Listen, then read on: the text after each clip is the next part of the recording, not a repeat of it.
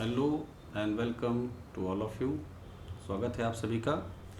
तो पिछली क्लास में हमने स्टार्ट किया था इंडेक्स नंबर। आपको बताया था इंडेक्स नंबर्स होते क्या हैं।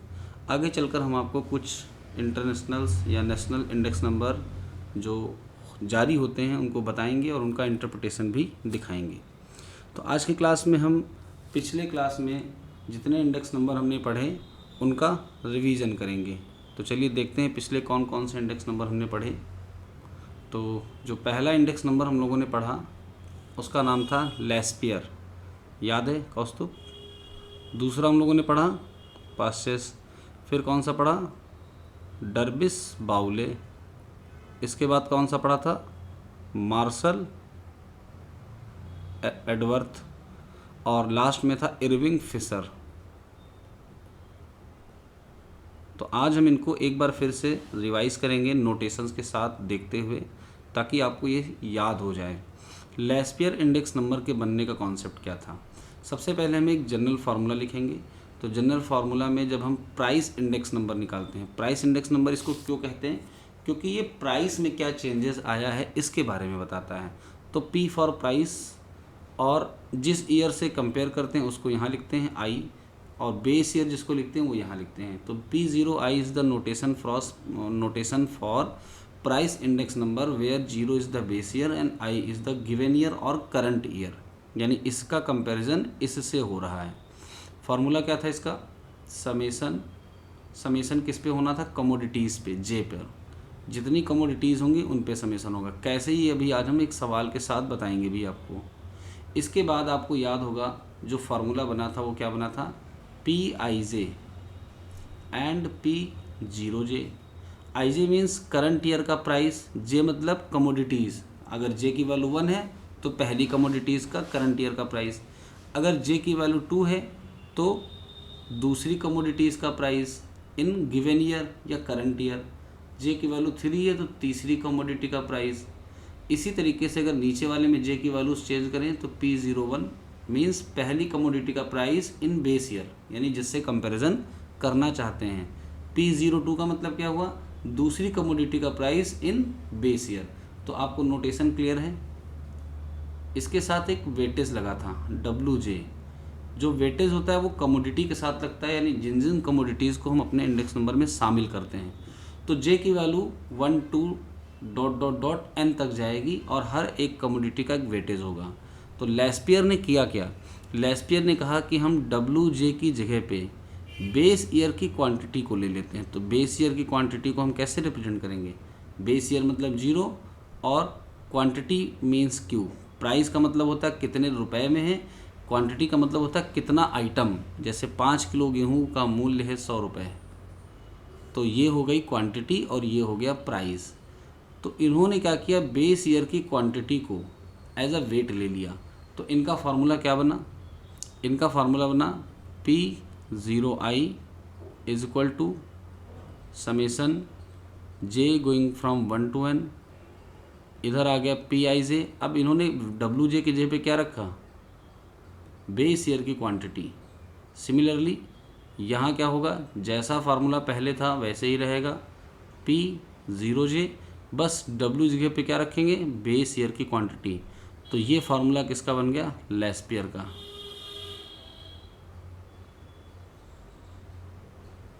तो क्या आपको लेस्पियर का फार्मूला समझ में आया? हाँ या ना?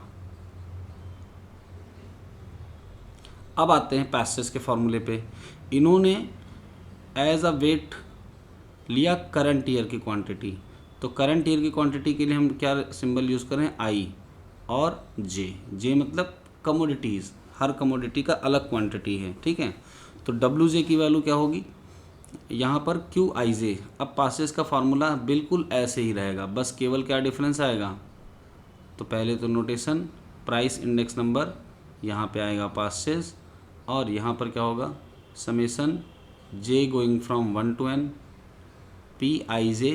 और अब की बार WJ की जगह पे हम क्या रखेंगे? करंट ईयर की क्वांटिटी। तो फार्मूला क्या समझने में कठिन है?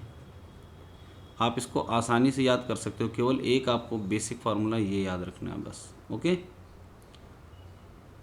ये हो गया Q0J according to this formula, और WJ की जगह पे क्या हो गया, करंट ईयर की क्वांटिटी। ये बन गया किसका फार्मूला, पास्चेस का। अब डर्बिस बाउले ने क्या किया, डर्बिस बाउले ने कुछ नहीं किया, इन्होंने लेस्पियर का इंडेक्स नंबर उठाया और पास्चेस का इंडेक्स नंबर उठाया और इसका एवरेज ले लिया। यानी इन्होंने कहा न करंट ईयर की क्वांटिटी न बेस ईयर की क्वांटिटी, हम दोनों का एवरेज ले लेंगे। एक ने बेस ईयर लिया, एक ने करंट ईयर लिया, और एक नया फार्मूला जनरेट हो गया डर्बिस बाउले का। इस पे लिख देंगे DB। जो सिंबल हैं इन पे ध्यान देना, एग्ज़ाम में ऐसे ही लिखे मिलेंगे। अब आते हैं मार्शल एडवर्थ पे। मार्शल एडवर्थ ने कहा कि हम क्यों दोनों का एवरेज लें, हम सिर्फ क्वांटिटी का एवरेज लेंगे। तो इन्होंने जो WJ की वैल्यू डिफ़ाइन की, वो डिफ़ाइन की करंट ईयर की क्वांटिटी यानी Q0J, बेस ईयर की quantity Q0J and current year की क्वांटिटी QIJ, और इसका लिया एवरेज। अब WJ की जगह पे हमें ये यूज़ करना है। तो मार्शल एडवर्थ का फार्मूला क्या बनेगा, P0I, मार्शल एडवर्थ है तो यहाँ पर ME लिखेंगे। इसके बाद फार्मूला लिखते हैं, तो summation J going from 1 to N, और यहाँ पर अकॉर्डिंग टू फार्मूला PIJ आएगा और यहाँ पर P0J आएगा। फिर जब हम यहाँ पर इसका एवरेज रखेंगे तो क्या लिखेंगे, Q0J plus QIJ। Similarly for here Q0J plus QIJ, जो अपॉन वाला 2 है वो ऊपर और नीचे दोनों में क्या हो जाएगा, कैंसिल हो जाएगा। तो ये फार्मूला किसका बन गया, मार्शल एडवर्थ का। अब आते हैं इरविंग फिशर पे। इरविंग फिशर ने भी वही काम किया जो डर्बिस बाउले ने किया, लेकिन इन्होंने बाकी लोगों के फार्मूले को पहले देखा और उसके बाद अपना बनाया, और इनका फार्मूला आइडियल माना जाता है। क्यों, क्योंकि इंडेक्स नंबर का फार्मूला सही है या गलत, इसकी जांच करने के लिए इन्होंने कुछ टेस्ट लगाए। अब उस टेस्ट को अप्लाई करने के बाद इन्हीं का फार्मूला बेस्ट आता था, इस वजह से ये फार्मूला जाना जाता है आइडियल इंडेक्स नंबर या फिर फिशर इंडेक्स नंबर। क्लियर। अब इनके फार्मूले में हुआ क्या, इनके फार्मूले में बस P0I, ये तो नोटेशन है, price index number, base year compare with ith current year. Fisher का है तो यहाँ पर F लिख लेंगे, और केवल लेस्पियर के प्राइस इंडेक्स नंबर को और पास्चेस के प्राइस इंडेक्स नंबर को मल्टीप्लाई करेंगे और इसका क्या ले लेंगे, रूट। तो ये हो गया ज्योमेट्रिक मीन। यानी डर्बिस बाउले ने क्या किया था, मीन ले लिया था, ऐड करके 2 से डिवाइड किया था। यहाँ पर क्या हुआ, फिशर ने इसका ज्योमेट्रिक मीन ले लिया। तो ज्योमेट्रिक मीन के बाद इसने सभी कंडीशंस को सेटिस्फाई किया। That's why we known it as a ideal index number. Okay, यहाँ तक कोई दिक्कत, सारे इंडेक्स नंबर आपको रिवाइज हो गए, ठीक है। अच्छा, अब आपको हम एक नोटेशन के बारे में और बताते हैं। जैसे बुक्स में क्या होता है, जे है सब में, तो बुक्स में ये कहा गया कि अगर हम जे को ना लिखें तो बिना जे के लिखे भी फार्मूले को लिखा जा सकता है, क्योंकि जब समेसन लग गया तो अंडरस्टूड है कि ये जे पे ही जाएगा।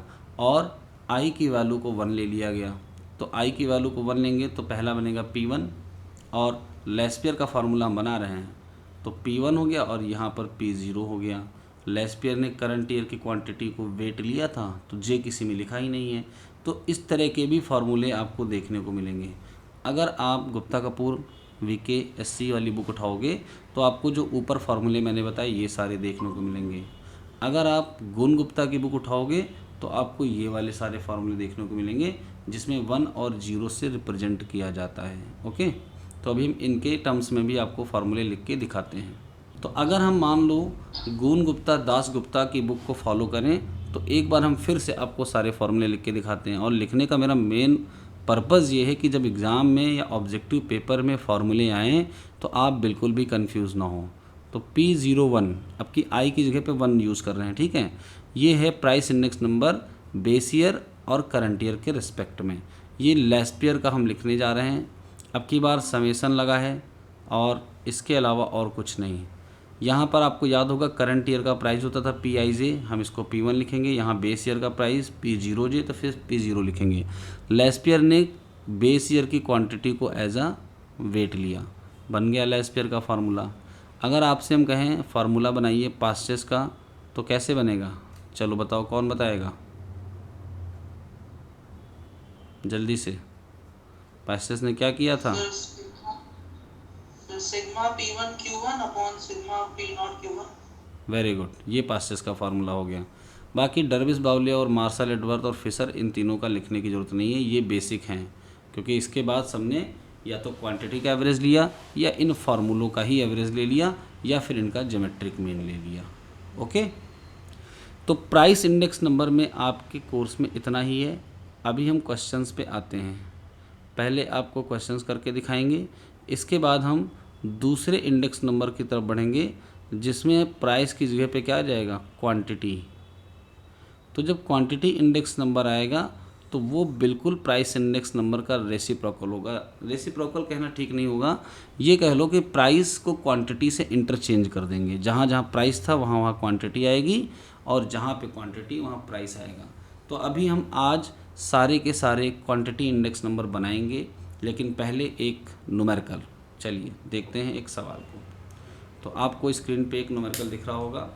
From the following data calculate price index number for 2005 with 1995 as base by. कौन कौन से फॉर्मूले से निकालना है? Laspeyres, Paasche's, Marshall Edgeworth, Fisher, ये 4 निकालने हैं। ठीक है, तो देखते हैं डेटा हमें क्या दिया है। कमोडिटी ABCD, इसकी प्राइस 20 रुपीज़ थी और क्वांटिटी 8 kg। अब ये यहाँ पर यूनिट्स नहीं दी गई हैं, तो आपको यूनिट से मतलब भी नहीं है। जैसा सवाल आपको मिलेगा उसमें यूनिट का कोई रोल नहीं, क्योंकि हम मल्टीप्लाई करके वैल्यू निकालते हैं, इसी वजह से यूनिट से कोई मतलब नहीं है। ठीक, तो 4 क्वांटिटी हैं, इनका प्राइस और क्वांटिटी दिया है बेस ईयर में, और करंट ईयर में भी इनका प्राइस और क्वांटिटी दिया है। तो बेस ईयर वाले को हम अगर नाम देना चाहें तो P0 नाम देंगे और Q0 नाम देंगे, और अगर करंट ईयर वाले को नाम देना चाहें तो क्या नाम देंगे? P1 और Q1। क्लियर? क्लियर? तो जब इनको हमने नाम दे दिया, अच्छा नीचे इसका बी पार्ट भी देख लेते हैं क्या पूछ रहा है। It is stated that Marshall Edgeworth index number is a good approximation to Fisher ideal index number. Verify this for the data in part A. अब जब आप इंडेक्स नंबर निकालोगे तो उनकी वैल्यू को कंपेयर करोगे, कौन सा किसके ज़्यादा करीब है। तो अगर मार्शल एडवर्थ और फिशर आसपास हैं तो हम कह सकते हैं कि ये दोनों एक दूसरे के अप्रॉक्सीमेशन हैं। चलो कैलकुलेशन पे आते हैं। तो कैलकुलेशन में आपको दिख रहा होगा कहीं भी जे नहीं लगा है, इसीलिए हमने नोटेशन बताए थे, जबकि फार्मूले बनाते समय सब जगह जे था। तो कौन कौन सी क्वांटिटी कैलकुलेट करनी है? तो सबसे पहले हम लेस्पियर और पास्चेस को निकाल लेते हैं, उसके बाद तो ज्योमेट्रिक मीन और अर्थमेटिक मीन ही लेना है। तो लेस्पियर के फार्मूले में हम क्या लिखेंगे? P0I लेस्पियर और समेसन यहाँ पर आएगा P1 Q0 summation P0 Q0। अब क्वांटिटी आपको दी हुई है, जैसे P0 Q0 का मल्टीप्लाई ये है और इसका समेसन यहाँ पर है। P0 QI, तो P0 और QI का ये मल्टीप्लाई है यहाँ पर, और इसका समेसन ये है। सिमिलरली जो जो ज़रूरत थी हमने सारे समेशंस कैलकुलेट कर लिए। अब इसमें कुछ नहीं करना है, वैल्यू पुट करनी है और 100 से मल्टीप्लाई करना है। तो P1 Q0 की वैल्यू हम देखेंगे कहाँ पर है, ये है P1 Q0 की वैल्यू 2070। समेसन के साथ डिवाइड करेंगे P0 Q0 से, वो है 1660 इंटू 100। तो ये बन गया किसका फार्मूला? लेस्पियर का। अब कैलकुलेशन आप कर लेंगे, हम आपको इंटरप्रिटेशन बताते हैं। ओके, तो लेस्पियर का फार्मूला ये है। क्वांटिटीज़ जो फार्मूले में हमें चाहिए वो हम टेबल से उठाएंगे, यहाँ पुट करेंगे और कैलकुलेट करेंगे।